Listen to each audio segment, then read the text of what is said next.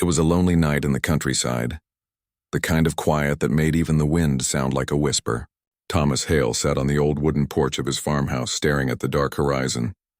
The moon hung low, half covered by clouds, and the fields of golden corn swayed softly under its pale light. Life had become quiet for Thomas. Too quiet. He was a man in his 40s, strong in body but tired in soul. His wife had passed years ago, and his children had moved to the city. The only sound he had now was the creak of the porch and the occasional bark of his old dog, Rusty. Thomas had learned to live with silence. It was the only company he had left. That night, he held a cup of coffee in his rough, calloused hands and listened to the crickets singing in the tall grass. Everything was peaceful as usual until the air suddenly changed. The wind stopped. The crickets fell silent. Even Rusty's ears perked up, then came the sound. It started like a low hum, a deep vibration that rolled through the ground. Thomas stood up, his eyes narrowing as he looked toward the sky. A bright streak of blue light ripped across the darkness faster than anything he had ever seen. It wasn't a plane. It was too fast, too silent, too alive. The streak grew brighter, closer. The sky seemed to tear apart as it crashed behind the cornfields, lighting up the whole horizon in a blue-white explosion. The ground shook, and the air smelled like burning metal and rain. Rusty barked wildly, running in circles, his tail between his legs. Thomas's heart pounded. For a moment, fear held him still. Then the farmer's instincts took over. He grabbed his lantern and his rifle, though deep down he didn't even know what he was going to face. His boots sank into the soft dirt as he hurried through the fields, the stalks brushing against his arms. When he reached the crash site, he stopped dead in his tracks. A large crater smoked before him, glowing faintly blue. Pieces of silver metal were scattered across the ground like shattered glass. The air shimmered, full of strange energy that made his skin prickle. He had never seen anything like it, not in all his years on this earth. And then he heard it. A soft sound, like someone trying to breathe.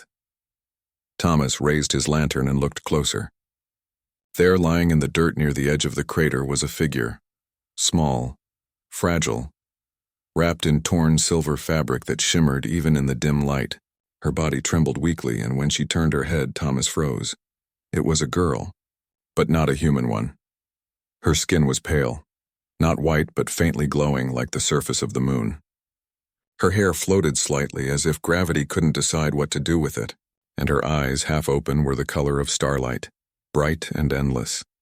Thomas stood still, his rifle slowly lowering. His fear melted away, replaced by something else. Compassion. She wasn't a monster. She was hurt, scared, and alone. He knelt down carefully. "Hey, you all right there?" he whispered, knowing she couldn't possibly understand him. The girl tried to speak, her lips trembling, words coming out broken and soft. It wasn't English, but her voice carried pain and fear. Thomas reached out, his hands shaking slightly, and pulled his coat off to cover her. She flinched at first, but then relaxed, her glowing eyes meeting his. "Easy now," he said quietly. "You're safe. I got you." Her breathing slowed and her eyes fluttered closed. Thomas checked her pulse, and it was faint but steady. He knew he couldn't leave her there. Whoever she was, whatever she needed help. Without thinking further, he slid his arms beneath her fragile body. She was surprisingly light, almost weightless, like holding smoke. As he carried her back toward the barn, Rusty followed close behind, whining softly. The night air was cold and the stars shone brighter than ever. Thomas didn't know who she was or where she came from, but as he looked down at her face, unpeaceful now despite her wounds, one thought filled his heart. He had found something that didn't belong to this world, and somehow, he already knew. His life would never be the same again. The rain began to fall as Thomas carried the strange girl into his old wooden barn. Thunder rolled somewhere in the distance, but inside the barn it was warm and dry. The smell of hay, wood, and oil filled the air. Rusty stayed near the doorway, his tail low, growling softly at the stranger in his master's arms.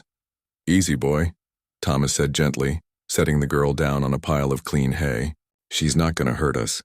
He knelt beside her, brushing away the dirt from her face. Even through the dim lantern light, she looked unreal. Her skin faintly glowing, her hair catching the light like threads of silver silk. She looked like something out of a dream. Her clothes were strange, too. a thin, silvery suit torn in several places, covered with dust and faint blue stains that looked like blood. Her wound was on her arm, deep and ugly, but it didn't look like any wound Thomas had ever seen. The blood shimmered faintly, glowing like liquid light. He hesitated for a moment, unsure what to do. He wasn't a doctor, just a farmer, but his heart told him he couldn't just stand there and watch her suffer. So he did what he had always done when an animal got hurt. He cleaned the wound. He tore a piece of cloth from an old towel, dipped it in water, and began to wipe the injury carefully. The girl groaned, her body twitching in pain. "Shh, it's all right," Thomas whispered. "I'm just trying to help." She didn't understand his words, but something in his tone calmed her. Slowly, her breathing steadied again. When he was done cleaning the wound, he wrapped it tightly with a clean bandage. The glowing blood stopped seeping, and a faint blue light pulsed beneath the cloth like a heartbeat. Thomas sat back, wiping his hands on his jeans. "There, that should hold for now." The girl didn't move for a while. Her chest rose and fell slowly. Her face relaxed as she slipped into deep sleep. For a long moment, Thomas just watched her, trying to make sense of what was happening. An alien. There was no other word for it. She wasn't from this world. He could see that in every detail of her body. And yet, looking at her now, fragile and peaceful, she didn't feel like some strange creature from the stars. She felt human. Hours passed. The storm outside grew softer. Rusty finally lay down by the door, though he kept one eye open. Thomas pulled a blanket over the girl and sighed. "You just rest now," he murmured. "We'll figure out the rest later." When morning came, sunlight slipped through the cracks in the barn's wooden walls. The soft golden light fell on the girl's face. She stirred slightly, her eyelids fluttering open. Thomas, who had been dozing off in a chair nearby, woke instantly. He leaned forward. "Hey, you awake?" She blinked, her strange bright eyes focusing on him. For a moment, she looked frightened. Her hand jerked toward her side as if searching for something. But when she saw him, her expression softened. "You helped me," she said, her voice soft and broken. Her accent was strange, her English clumsy, but the words were clear enough. Thomas blinked in surprise. "You can speak English?" She frowned, struggling to find the words. "A little. Learned from your signals." "I try," he nodded slowly, amazed. "Well, that's something." She looked down at her arm, gently touching the bandage. "You fix me," she whispered. Then her eyes lifted to meet his. "Thank you." Her voice carried something pure, almost musical. It made Thomas's chest tighten. He wasn't sure what to say, so he simply smiled. "Don't mention it." For a few minutes they sat in silence. The girl looked around the barn, her eyes wide with curiosity, staring at the hay, the tools, even Rusty, who was sniffing cautiously from a distance. Then she placed a hand on her chest and said, "Name?" "Leora," Thomas smiled gently. "Leora, huh? Nice name." "I'm Thomas." He pointed at himself, then at the dog. "That's Rusty." She looked at Rusty and smiled faintly. "Rusty, friend?" "Yeah," Thomas chuckled softly. "Friend?" Her smile grew wider, small but genuine. It lit up her face, and for a moment, Thomas forgot that she wasn't human. There was something in her eyes, something kind, something alive, that made him feel less lonely than he had in years. As the morning sun rose higher, the barn filled with light, and the air felt warm again. Thomas didn't know what was coming next, but deep down, he felt something stirring in his heart. For the first time in a long time, he wasn't alone anymore, and somewhere beyond the clouds, the stars watched quietly, as if waiting for what would happen next. When Thomas woke the next morning, sunlight was spilling softly across the barn floor. The air smelled of fresh hay and rain. Birds sang outside, and Rusty lay snoring near the door. For a moment, Thomas felt a strange peace, the kind he hadn't felt in years. But when he turned toward the corner where Leora had been resting, his heart dropped. The hay was empty. He blinked, rubbed his eyes, and stood quickly. The blanket lay folded neatly, the bandage rolls placed beside it, but the girl, the alien, was gone. No sound, no movement, no trace of her anywhere. Thomas searched the barn, calling softly, "Leora? You there, girl?" Nothing. Only the creak of the old wood and the distant chirp of sparrows. He checked outside. The morning mist hung low over the fields, glowing under the rising sun. He looked for footprints, but there were none. The ground was untouched, as if she had simply vanished into thin air. Rusty trotted beside him, sniffing the ground and whining softly. Thomas scratched his head, confused. "Well, where the hell did you go?" he murmured half to himself. He stood there for a long time, staring toward the horizon where he had found her. The crash site was quiet now, just a blackened circle in the dirt with no smoke, no strange light, no sound. Even the metal pieces he'd seen before were gone. It was as if the whole thing had never happened. Thomas sighed heavily, running a hand over his tired face. Maybe it hadn't happened. Maybe it was just a dream brought on by loneliness and too much coffee. But then he looked at the folded blanket in his hands and the truth hit him. It had been real. The girl had been real, and now she was gone. The rest of the day passed slowly. Thomas tried to focus on his chores, feeding the animals, checking the fences, fixing the broken water pipe. But his mind kept drifting back to her. Every time he closed his eyes, he saw her face, pale and peaceful, glowing faintly in the lantern light. He remembered how she had said his name, how her voice had sounded soft and broken when she whispered, "Thank you." He didn't know why it mattered so much, but it did. That evening, when the sky turned gold and the sun sank behind the fields, Thomas sat on his porch again. Rusty lay by his feet, half asleep. The world was quiet, except for the gentle hum of the wind through the corn. Thomas looked up at the stars beginning to appear and whispered, "I hope you're all right up there, Leora."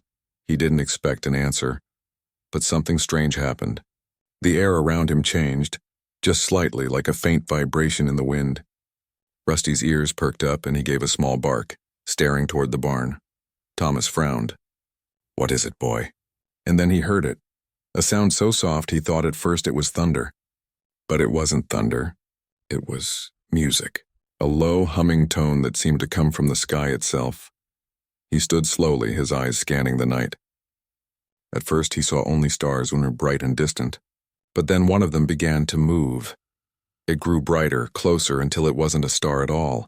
It was a light, smooth, white, and silent, descending slowly toward the earth. Thomas's heart began to pound. "No way," he whispered. The light grew larger, clearer. The air shimmered with energy, and a soft hum filled the air. Rusty barked again, but not in fear this time, more in awe. The object descended behind the barn, glowing faintly like a silver flame. The same place where Leora had fallen. Thomas grabbed his lantern and hurried across the yard, his boots splashing through puddles left from last night's rain. His breath came fast, his chest tight with both fear and hope. When he reached the barn, he stopped dead in his tracks. The light bathed everything in silver. The air felt alive. The same soft hum filled his ears. A shape appeared through the glow. Tall, graceful, familiar. Leora. She was standing there, whole and unharmed, her silvery hair drifting in the still air. But she wasn't alone. Thomas's breath caught in his throat. Behind her were others, 5 figures stepping down from the glowing ship. They looked like her, tall, radiant, each with different colored light shining faintly from their bodies. For a moment, Thomas couldn't move. The sight was too unreal, too beautiful. Leora smiled faintly, her voice soft and clear in the night. "Thomas Hale," she said, her accent smoother now. "You helped one of the royal house, and I have not come alone." Thomas's lantern flickered as he whispered, half in disbelief, "You came back." Leora's glowing eyes softened. "Yes, and I brought my sisters." Thomas stood frozen in the soft glow of the alien light, his breath caught halfway between awe and disbelief. The ship behind Leora was shaped like a silver tear, floating silently above the ground. Its surface shimmered like moonlight on water, and every few seconds it gave off a gentle hum that seemed to blend with the night itself. Leora stepped forward, her bare feet touching the damp earth. Her silvery hair drifted behind her as if moved by a breeze that no one else could feel. She looked stronger now.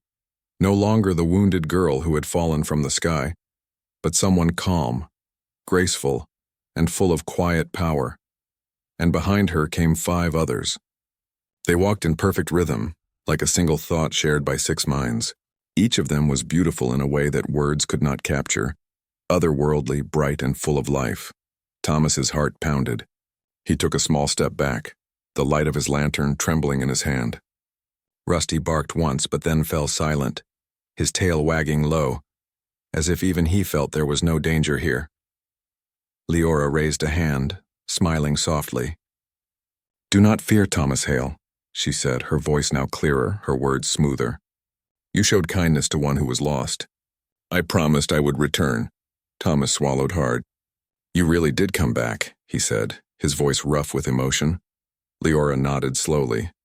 "I brought my sisters with me. You healed me, a princess of Serath, when I was weak. My people do not forget such things." Her words sank deep into him. Princess. He had helped a princess. An alien princess. The thought made his knees feel weak. The 5 sisters stood behind her, watching him curiously. Each one seemed different. The first had hair like golden sunlight, glowing softly in the darkness.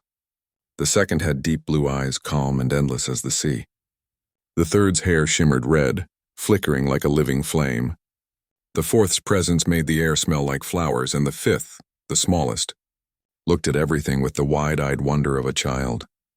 Thomas felt their eyes on him, and for a moment he didn't know what to say. "I didn't do anything special," he muttered awkwardly. "You were hurt. I just did what anyone would," Leora smiled faintly. "No, Thomas Hale," she said softly. "Not anyone. Many in your kind would have turned away. You gave without question. You gave with heart." Her words made something tighten in his chest. For years, he had lived quietly, helping his neighbors, feeding stray animals, doing small acts of kindness that no one ever noticed. But hearing it from her, this strange being from the stars, made him realize how rare that kind of kindness might really be. The golden-haired sister stepped forward, kneeling down to touch the soil near Thomas's boots. The ground glowed faintly under her touch.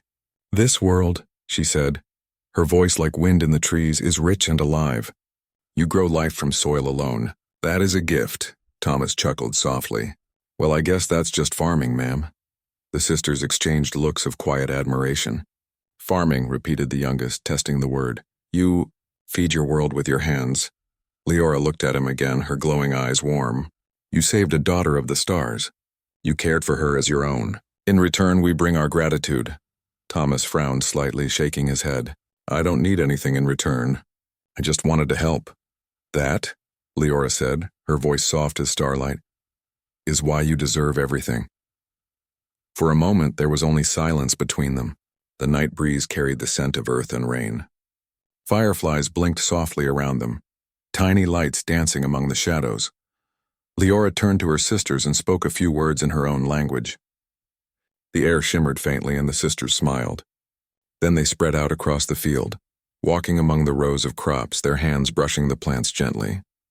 Thomas watched in disbelief as the soil began to glow faintly beneath their touch. The dying corn straightened. The yellowing leaves turned green again. New sprouts burst from the ground, full of life and color. Leora stepped closer to him, her eyes glowing softly.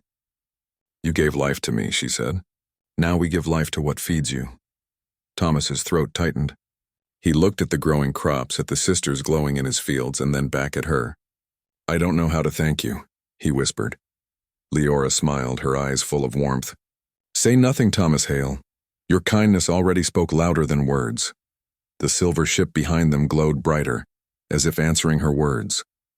The whole field seemed alive now, the air humming with energy, the soil pulsing with new strength. And for the first time in many years, Thomas felt something he thought he had lost long ago. Hope. He looked up at the sky, filled with stars, and smiled softly. "Maybe humanity ain't so small after all," he murmured. Leora looked at him, her voice gentle. "You are not small, Thomas Hale. You are what the stars dreamed to be." The morning came with golden light spilling over the fields. The air was calm and soft, carrying the sweet smell of wet soil and blooming life. Thomas Hale stood in the middle of his farm, surrounded by the 6 sisters of Serath. The sight before him felt like a dream. His old land, once dry and dying, was now alive again. The cornfields glowed faintly with energy, and the leaves shone with healthy green.